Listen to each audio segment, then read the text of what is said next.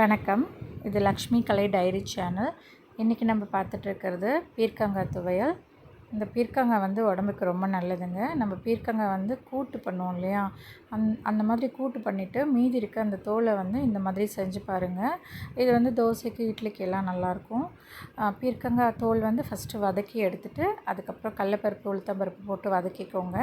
அந்த கடலப்பருப்பு உளுத்தம்பருப்பு வதங்கும் போதே அதில் கொஞ்சம் காஞ்ச மிளகாய், சின்ன வெங்காயம் இல்லைன்னா நம்ம பெரிய வெங்காயம் கூட யூஸ் பண்ணிக்கலாம்.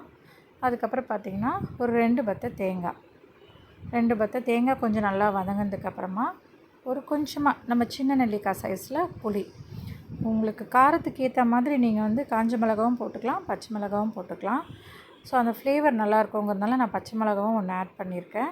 அது கூட பார்த்திங்கன்னா நம்ம வதக்கி வச்சுருந்த அந்த பீர்க்கங்காய் தூளையும் சேர்த்துட்டேன். இது நல்லா ஆறுனதுக்கப்புறமா மிக்ஸி ஜாரில் போட்டு ஃபைன் பேஸ்ட்டாக உப்பு போட்டு அரைச்சிக்கோங்க. இது ரொம்ப வந்து கொரகொரப்பாக அரைச்சிக்கோங்க, ஏன்னா ரொம்ப வந்து நைஸாக வேண்டாம். இப்போ இட்லி வச்சுட்டு இந்த சட்னி அதோடு வச்சு கொஞ்சமாக வச்சு சாப்பிட்டு பாருங்கள். இந்த வீடியோ உங்களுக்கு பிடிச்சிருந்தா லக்ஷ்மி கலை டைரி சேனலுக்கு சப்போர்ட் பண்ணுங்கள்.